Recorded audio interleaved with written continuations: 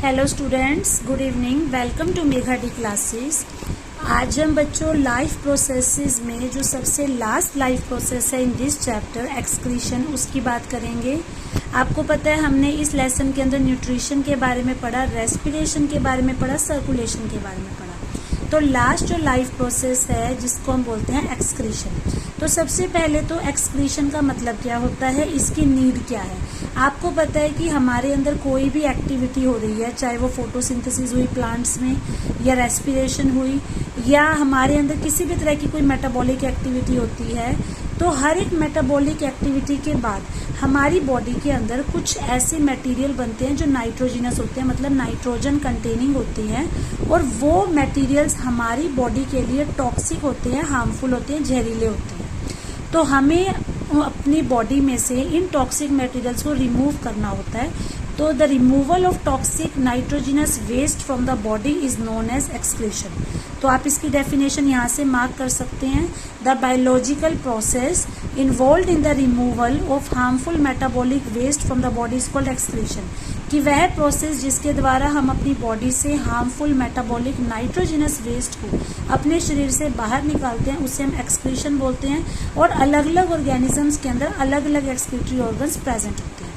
अगर हम बात करें यूनिसेल्युलर ऑर्गेनिजम्स की, अब क्योंकि यूनिसेल्युलर ऑर्गेनिज्म में बहुत सारे सेल्स या टिश्यूज नहीं होते, उनके अंदर सिंगल सेल होते हैं और सिंगल सेल से ही उनको सारे काम करने होते हैं, तो उनकी बॉडी में जनरली डिफ्यूजन से ही वेस्ट रिमूव हो जाते हैं। मीन्स जब बॉडी के अंदर वेस्ट ज़्यादा हो जाएगा और बाहर कम हो जाएगा, तो डिफ्यूजन के प्रोसेस से जो वेस्ट है वो high to low concentration move कर जाएगा। बट जब हम बात करते हैं मल्टी सेल्युलर ऑर्गेनिज्म की, स्पेसिफिकली जब हम अपनी बात करते हैं, तो हमारी बॉडी में कुछ पर्टिकुलर ऑर्गन्स हैं जो यही फंक्शन परफॉर्म करते हैं। तो हमारी बॉडी में बच्चों जो एक्सक्रीशन का काम करते हैं दैट इज द किडनी, जिसको आप हिंदी में गुर्दे भी बोलते हो। तो अब हम बात करेंगे कि ह्यूमंस के अंदर एक्सक्रीशन कैसे होता है। तो सबसे पहले हम ये देखते हैं कि हमारा जो एक्सक्रीटरी सिस्टम है वो किन किन चीज़ों से मिलकर बना होता है। हमारे एक्सक्रीटरी सिस्टम में अ पेयर ऑफ किडनीज, मतलब दो किडनी होती हैं, एक लेफ्ट और एक राइट। और जैसा कि आप इस डायग्राम में देख सकते हो, हमारी लेफ्ट किडनी राइट किडनी से थोड़ी सी ऊपर होती है। किडनीज की पोजीशन कहाँ होती है, किडनी जो है हमारी एब्डोमेन मतलब पेट की तरफ होती हैं, और ये ज़्यादा क्लियरली पीछे की तरफ दिखती हैं क्योंकि ये बैकबोन जो हमारी रीढ़ की हड्डी है उसके आइदर साइड होगी, मतलब एक किडनी बैकबोन की राइट साइड में होगी और एक लेफ्ट साइड में होगी। किडनी का मेन काम होता है यूरिन प्रोड्यूस करना। तो किडनी क्या करेगी, यूरिन को प्रोड्यूस करेगी, और यूरिन को प्रोड्यूस करके इस पाइप में डाल देगी जिसको हम बोलते हैं यूरेटर। तो ये पाइप भी हमारी बॉडी में दो है, लेफ्ट एंड राइट, बिकॉज एक लेफ्ट से कनेक्टेड होगा और एक राइट किडनी से। फिर ये दोनों पाइप्स के थ्रू जो यूरिन है ये अल्टीमेटली कलेक्ट हो जाता है यूरिनरी ब्लैडर में, जो कि एक थैली होती है। और जब तक कि उसके अंदर और यूरिन होल्ड करने की कैपेसिटी है तब तक वो अपने अंदर यूरिन को फिल करती जाएगी। और जैसे ही उसके अंदर और यूरिन होल्ड करने की कैपेसिटी खत्म हो जाएगी तो उसके नीचे एक पोर होता है जिसको हम बोलते हैं यूरेथ्रा। यूरेथ्रा के थ्रू जो यूरिन है वो बाहर आ जाता है।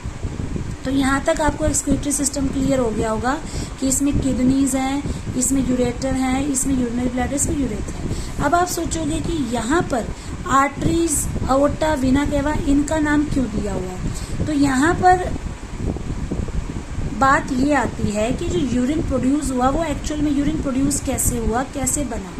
तो हमने पढ़ा था कि हमारी बॉडी के अंदर जो हमारा ब्लड है वो सारी चीज़ों को कैरी कर रहा है, मीन्स गैसेस को भी कैरी करता है, वेस्ट को भी कैरी करता है, मतलब हर चीज़ जो है वो ब्लड के थ्रू जाती है। तो इसका मतलब जब यूरिन बनता है तो वो यूरिन भी ब्लड में से ही निकलता है। मीन्स ब्लड में से जितने भी वेस्ट प्रोडक्ट्स हैं उनको अलग करने के बाद जो टॉक्सिक मटेरियल बनता है उसको हम यूरिन बोलते हैं, और बाकी की जो यूजफुल चीज़ है वो ब्लड के अंदर ही रहती है। तो इट मीन्स ब्लड से जब सारे वेस्ट प्रोडक्ट्स फिल्टर आउट हो जाएंगे तो जो साफ ब्लड है वो हमारी बॉडी में वापस सर्कुलेट हो जाता है। अब जैसे कि हमने पढ़ा था कि जो कार्बन डाइऑक्साइड है वो हमारे ब्लड से रिमूव कहाँ पे होती है, लंग्स में। इसी तरीके से जो नाइट्रोजिनस वेस्ट है जैसे यूरिया, यूरिक एसिड, उनको रिमूव करने का काम करती हैं किडनीज। मतलब लंग्स तो गैसेस को एक दूसरे से सेपरेट आउट करके कार्बन डाइऑक्साइड को रिमूव करती है, बट जो किडनी है वो यूरिया, यूरिक एसिड जैसे जो नाइट्रोजिनस वेस्ट है उनको रिमूव करती है। तो इट मीन्स किडनी जो है, किडनी के अंदर कुछ ना कुछ ऐसा प्रेजेंट है जो इस काम में हेल्प करता है। तो किडनी के अंदर मिलियंस ऑफ अमाउंट में बहुत सारी कैपिलरीज होती हैं और बहुत सारे छोटे छोटे सेल्स होते हैं। तो जो सेल्स पर्टिकुलरली किडनी में पाए जाते हैं उन्हें हम बोलते हैं नेफ्रॉन। तो आप ये कह सकते हो कि जो बेसिक फिल्ट्रेशन यूनिट होता है किडनी में, दैट इज द नेफ्रॉन। यानी कि नेफ्रॉन जो है एक तरह से वो सेल है जो हमारी किडनी के अंदर प्रेजेंट है, और हमारी किडनी में एक नेफ्रॉन नहीं होता, मिलियंस ऑफ नेफ्रॉन्स प्रेजेंट होते हैं।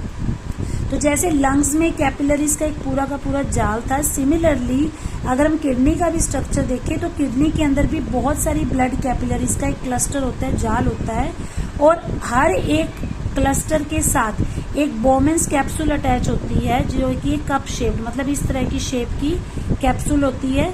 और ये क्या करती है, ये ब्लड को कलेक्ट करती है, फिर ब्लड इसमें से प्यूरिफाई होता है और अल्टीमेटली यूरिन प्रोड्यूस होता है।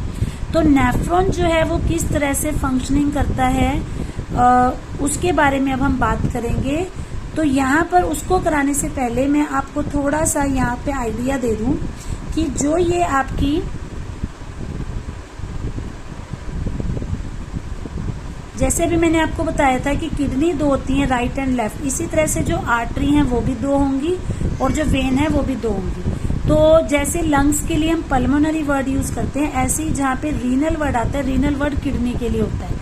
तो वो आर्टरी जो पर्टिकुलरली किडनी के साथ जुड़ी है उसको हम बोलते हैं रीनल आर्टरी। अगर वो लेफ्ट किडनी के साथ जुड़ी है तो उसको हम लेफ्ट रीनल आर्टरी बोलेंगे, और अगर वो राइट किडनी से जुड़ी है तो उसको हम राइट रीनल आर्टरी बोलेंगे। तो जैसे कि मैंने आपको बताया था, आर्टरी का काम वही होता है कि जो आर्टरी है वो ऑक्सीजनेटेड ब्लड को लेकर हार्ट से डिफरेंट बॉडी पार्ट्स को सप्लाई करती है। और इसी तरह से जो वेन है, वेन का काम होता है डीऑक्सीजनेटेड ब्लड को अलग अलग बॉडी पार्ट से कलेक्ट करके हार्ट को देना। तो ये जो लेफ्ट रीनल आर्टरी है ये क्या करेगी, ये हार्ट से ब्लड को लेकर आएगी और ब्लड को लेकर उसको किडनी में भेज देगी। फिर किडनी जो है उसमें से टॉक्सिक प्रोडक्ट्स को रिमूव कर देगा और उसके बाद जो डीऑक्सीजनेटेड ब्लड वापस से बनेगा उसी ब्लड को ये रीनल वेन वापस से हार्ट के पास लेकर जाएगी। और जो आउटा है, आउटा जैसे आपको पता है मेन आर्टरी है, वो क्या कर रही है, यहाँ पे ब्लड को सप्लाई कर रही है। और वेना केवा जैसे कि मैंने आपको हार्ट में बताया था कि वो सारी बॉडी पार्ट से ब्लड को कलेक्ट करता है। तो ये सारे सिस्टम्स आपस में लिंक्ड हैं, तो इसलिए आपको ये दोनों चीजें एक साथ कंबाइंड दिखनी है। तो नेफ्रॉन बेटा किस तरीके से काम करता है, नेफ्रॉन की क्या फंक्शनिंग है, उसके बारे में मैं आपसे नेक्स्ट वीडियो में डिस्कस करूंगी, क्योंकि वो एक अलग से लॉन्ग क्वेश्चन है और ये डायग्राम हो सकता है आपको थोड़ा सा कॉम्प्लिकेटेड लग रहा हो। तो मैं एक सिंप्लीफाइड डायग्राम और अपने हैंड रिटन नोट्स के साथ आपके साथ नेफ्रॉन की फंक्शनिंग की वीडियो शेयर करूंगी। बट अभी मैं आपको थोड़ा सा आर्टिफिशियल किडनी के बारे में बताना चाहूंगी, जो आप यहाँ पे मोटू 9 में देख सकते हैं। आर्टिफिशियल किडनी जिसको हीमोडायलिसिस भी बोलते हैं, आपने सुना होगा कि कई लोग होते हैं जिनकी किडनीज फेल हो जाती हैं और ऐसा कहा जाता है कि किसी और की किडनी उनको लगाई गई है। बट कई बार ऐसा हो जाता है कि किसी आदमी को बहुत ज्यादा इन्फेक्शन, इंजरी या उनकी किडनी में बिल्कुल ब्लड फ्लो रुक जाता है, जिसकी वजह से उनकी किडनी की एक्टिविटी बिल्कुल खत्म हो जाती है। और कई बार ऐसी सिचुएशन भी हो जाती है कि उसको किसी और की किडनी भी ट्रांसप्लांट नहीं की जा सकती। तो इस सिचुएशन में क्या होगा, अगर उसकी किडनीज काम नहीं कर रही तो इसका मतलब जितने भी टॉक्सिक वेस्ट है वो सारे उसके शरीर के अंदर इकट्ठे होते जाएंगे, जिसकी वजह से उसकी डेथ भी हो सकती है। तो ऐसी सिचुएशन में उसके पास एक ऑप्शन रहता है और वो है हीमोडायलिसिस या आर्टिफिशियल किडनी। आर्टिफिशियल जैसा कि नाम से ही पता चल रहा है, मैन मेड। तो आर्टिफिशियल किडनी एक डिवाइस है जिसकी हेल्प से हम किसी भी पेशेंट की बॉडी के ब्लड से, मतलब उसके ब्लड में से नाइट्रोजनस वेस्ट को रिमूव कर सकते हैं। मतलब आप ये कह सकते हो कि जो काम किडनी ने करना था वो काम एक मशीन के द्वारा किया जाता है, जिस मशीन को हम डायलिसिस मशीन बोलते हैं। और इस मशीन की फंक्शनिंग और जो इसकी इंटरनल मेटाबॉलिक एक्टिविटी है वो काफी हद तक हमारी रियल किडनी जैसे ही होती है। अगर आप इसका स्ट्रक्चर देखो तो इसमें बहुत सारी ट्यूब्स होती हैं और इन सभी ट्यूब्स की जो लाइनिंग है वो सेमी परमिएबल होती है, मतलब वो कुछ मटेरियल को अपने अंदर आने देती है, कुछ नहीं आने देती। और इन सारी मेम्ब्रेन्स को एक डायलाइजिंग फ्लूइड के अंदर रखा जाता है। इस फ्लूइड की भी जो ऑस्मोटिक प्रेशर है बिल्कुल हमारे ब्लड जैसा है, ताकि उसको बिल्कुल बॉडी जैसा एनवायरनमेंट लगे। तो जैसे ही यहाँ पे पेशेंट को लाया जाएगा तो पेशेंट की बॉडी में से ब्लड को निकाला जाएगा और ब्लड को निकालकर इस मशीन में डाला जाता है। फिर इस मशीन के अंदर जो ट्यूब्स है उसके थ्रू ब्लड जो है वो क्रॉस होता है। तो जैसे जैसे ब्लड इस सेमी परमिएबल मेम्ब्रेन से क्रॉस होता जाएगा तो उसमें से जो हार्मफुल टॉक्सिक मटेरियल है, जिनको आप यहाँ येलो येलो कलर का देख सकते हो, वो उस ब्लड में से वापस निकाल दिए जाएंगे और वो यहाँ पे रिमूव कर दिए जाएंगे। और जो ब्लड है उसको वापिस से फिल्टर करके उसी पेशेंट की बॉडी में चढ़ा दिया जाएगा और यहाँ से फ्रेश डायलाइजिंग सोल्यूशन बार बार डाला जाएगा ताकि जो ऑस्मोटिक प्रेशर है वो यहाँ पे मेंटेन रहे। तो फंक्शन बिल्कुल किडनी जैसा है, लेकिन फर्क सिर्फ ये है कि यहाँ पर कोई रीएब्जॉर्प्शन नहीं हो रहा। नॉर्मली क्या होता है, हमारी किडनी का काम ये भी होता है कि हमारे शरीर में से कोई इंपॉर्टेंट आयंस या सोल्ट्स ना रिमूव हो जाएं तो किडनी उनको भी बार बार रीएब्जॉर्ब करती रहती है। लेकिन यहाँ पर ये सिर्फ टॉक्सिक मटेरियल्स को वो हमारे शरीर से बाहर निकाल सकता है, लेकिन रीएब्जॉर्प्शन नहीं कर सकता। अगर हम नॉर्मली बात करें तो अगर कोई इंडिविजुअल और वो हेल्दी है तो उसकी किडनी जो है लगभग एक दिन में 180 लीटर तक आप कह सकते हो कि फिल्ट्रेट जनरेट करती है, मतलब इतना ब्लड वो अच्छे से साफ कर सकती है।